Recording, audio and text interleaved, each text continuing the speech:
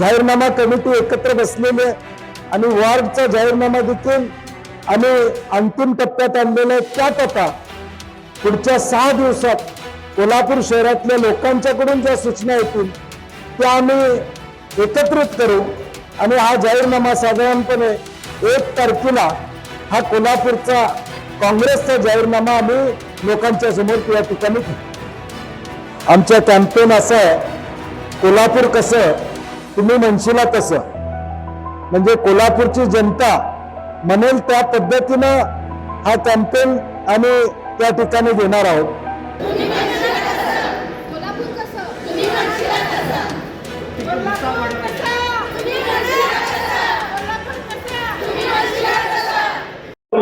कोल्हापूर जिल्ह्यात आता महापालिकेची रणधुमाळी सुरू आहे। कोल्हापूर जिल्ह्यात कोल्हापूर आणि इचलकरंजी महापालिकेची निवडणूक लागलेली आहे आणि आता काँग्रेसनं देखील आता मोठ्या प्रमाणात शक्ती प्रदर्शन किंवा प्रचाराला सुरुवात केलेली आपल्याला पाहायला मिळत आहे। आपलं ठरलंय या आता स्लोगन नंतर आता आमदार सतीश पाटील यांनी कोल्हापूर कसं तुम्ही म्हणशील तसं ही स्लोगन घेऊन आता या निवडणुकीला सुरुवात केलेली आपल्याला पाहायला मिळत आहे आणि कोल्हापूर शहरात अशा बॅनरची चर्चा देखील रंगलेली आहे। ठिकठिकाणी असे बॅनर लागलेले आहेत, कोल्हापूर कसं तुम्ही म्हणशील तसं या टॅगलाईन खाली निवडणूक लढवली जाणार आहे। खरं तरी नेमकी काय टॅगलाईन आहे किंवा कशा प्रकारची काँग्रेसची तयारी आहे हे आपण आता काँग्रेसचे पदाधिकारी आपल्यासोबत जाणून घेणार आहोत। काय सांगाल आता आपलं ठरल्यानंतर कोल्हापूर कसं तुम्ही म्हणशील तसं समोर आलेलं आहे? कोल्हापूरचे आमचे काँग्रेसचे नेतृत्व आदरणीय सतीश उर्फ बंटी पाटील साहेब हे कोल्हापूरच्या प्रत्येक प्रश्नाशी नाळ जोडलेला नेतृत्व आहे। कोल्हापूरमध्ये 24/7 उपलब्ध असणारं नेतृत्व आहे आणि कोल्हापूर हे नेहमी जगाच्या पाठीवर एका स्वतःच्या वेगळेपणासाठी प्रसिद्ध आहे। असं असताना कोल्हापुरातील नागरिकांच्या समस्या या टॅगलाईन आणि या आमच्या हेल्पलाईन आणि QR कोड मधून समोर याव्यात। कोल्हापूर हे जगाच्या पाठीवर एक वेगळं शहर म्हणून प्रसिद्ध आहे, त्याची ओळख तशीच राहावी, कोल्हापूरचा बाज तसाच राहावा आणि कोल्हापूरच्या नागरिकाचं मत या निवडणुकीमध्ये जाणून घेण्याचा हा काँग्रेसचा आणि आदरणीय सतीश उर्फ बंटी पाटील साहेबांचा प्रयत्न आहे। कोल्हापूरच्या नागरिकांच्या प्रत्येक प्रश्नाची जाण असणारं नेतृत्व आहे आणि कोल्हापूरकर जसं म्हणतील तसंच कोल्हापूर चाललं पाहिजे।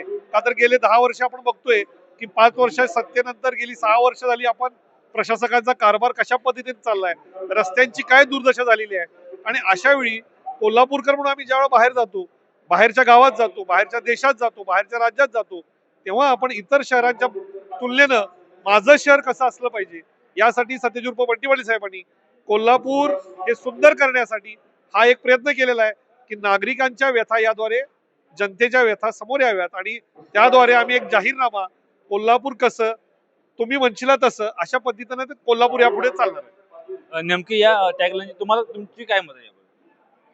कोल्हापूर शहर हे शाहू महाराजांची नगरी आहे आणि या पुरोगामी विचाराच्या नगरीमध्ये पुरोगामी विचाराचा चेहरा म्हणजे बंटी पाटील साहेब आहे। नवनवीन करण्याची उमेद त्यांच्या मनामध्ये असते। चालू महापालिकेच्या इलेक्शनच्या तोंडावर त्यांनी कोल्हापूर कसं तुम्ही म्हणशील तसं ही टॅगलाईन घेऊन जाहीरनामा करण्याचं ठरवलेलं आहे। याचं कारण कोल्हापूरचा जाहीरनामा तयार होत असताना जनतेच्या ज्या अपेक्षा आहेत त्या या जाहीरनाम्यामध्ये उतरल्या पाहिजेत। हा एक माफक विचार घेऊन आपलं कोल्हापूर हे रांगडं शहर आहे आणि त्याचा विकास या जनतेच्या संकल्पनेतून मोठ्या प्रमाणात झाला पाहिजे अशा प्रकारची चांगली भूमिका घेऊन साहेबांनी हे स्लोगन तयार केलेलं आहे।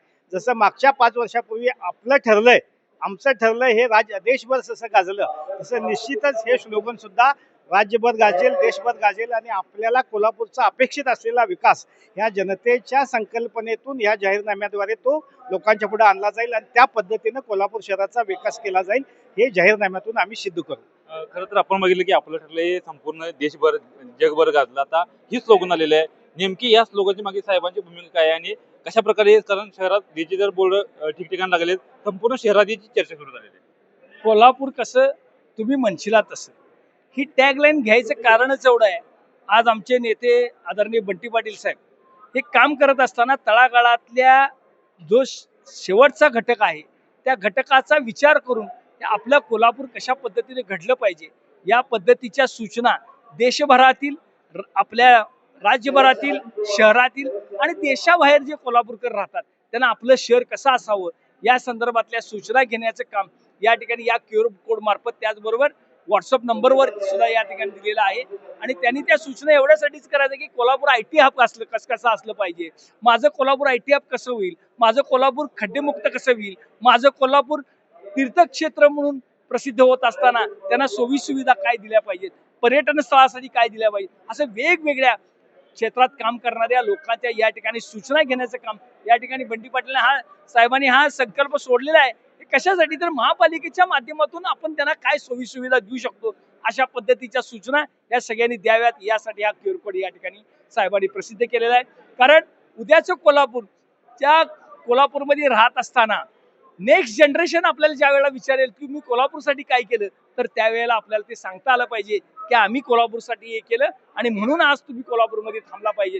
या पद्धतीचा विचार या ठिकाणी म्हणजे दुरोगामी विचार, हे पुढचा विचार आहे, दूरदृष्टी आहे, ही या ठिकाणी बाळगून साहेबांनी या ठिकाणी या सूचना या ठिकाणी मागवल्या. जनतेच्या मनातलं कोल्हापूर. अगदी बरोबर. जनतेच्या मनातील कोल्हापूर कसं असलं पाहिजे त्या संदर्भातल्या सूचना त्यांनी या ठिकाणी मांडाव्या. काय सांगाल, राज्यभरात आता लाडक्या बहिणींचा गवगा सुरू आहे. विधानसभा निवडणुकीत देखील लाडक्या बहिणीचा आपल्याला हे प्रतिसाद मिळायला पाहायला मिळतोय. नगरपालिका निवडणुकीत त्याची प्रति झाली. काय आता या महापालिका निवडणुकीत कशा प्रकारचं तुम्ही लाडक्या बहिणी? मला असं वाटतं लाडक्या बहिणीचा गवगवा आता संपलेला आहे. आम्ही जिथं जिथं ज्या ज्या प्रभागांमध्ये महिलांना जाऊन भेटत आहे, महिलांच्या हे अगदी चांगले लक्षात आलेलं आहे की 1500 रुपये दिल्यानं काहीही होत नाही. आज तुम्ही महिला घर सांभाळतात, आज घराचं नियोजन, आर्थिक नियोजन महिलांच्या हातात असतं. जेव्हा महिना अखेरीस पैसे संपतात तेव्हा त्यांना हे समजतं की महागाईचा महाडोंगर केवढा ह्या राज्य सरकारने आणि केंद्र सरकारनं केलेला आहे. त्यामुळं आम्हाला अगदी नक्की माहिती आहे की लाडकी बहीण हा इफेक्ट ह्या इलेक्शनमध्ये तरी काही दिसून येणार नाही.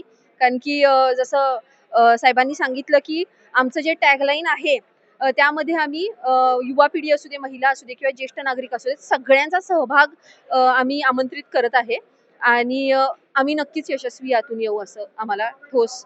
तुम्ही कशा प्रकारच्या या निवडणुकीत सभा केला? मी एक कॅन्डिडेट आहे महानगरपालिकेची. तर लोकनेते राजर्षी शाहू महाराजांची ही भूमी आहे आणि त्यांच्याच विचारांना पुढे घेऊन जाणारे आमचे नेते माननीय बंटी साहेब. तर त्यांचे विचार आपल्याला ह्यातून बघता येतील की त्यांना जनतेचा कौल हवा आहे, जनतेच्या काय समस्या आहेत त्या त्यांना जाणून घ्यायच्या आहेत आणि आम्हाला पाहिजे तसं नाही, तुम्हाला पाहिजे तसं, तुम्हाला काय हवंय, तुमच्या काय गरजा आहेत त्या तुम्ही इथं सांगायच्या आहेत आणि त्याला परिपूर्ण करायचं काम आम्ही करणार आहोत. आता आपण प्रभागात फिरत असताना शिकलेली मुलं बेरोजगार आहेत, तर त्यांच्यासाठी IT पार्कची जे आधी IT पार्कचा मेन म्हणजे विषय असा आहे की आता कुटुंब संस्था खूप छोट्या झालेल्या आहेत. एकच मुलगा असतो किंवा एकच मुलगी असते. मोठं कुटुंब आता शक्यतो आपल्याला बघायला मिळत नाही.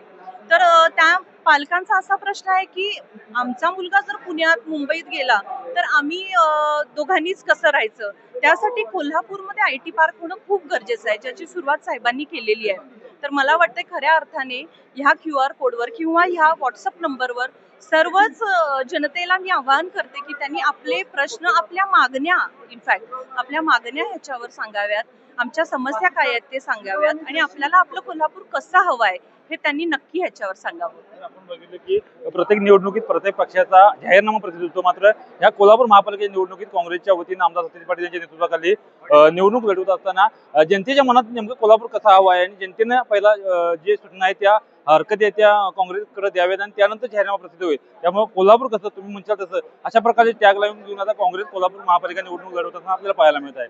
श्रीकांत पाटील, नवराष्ट्र, कोल्हापूर.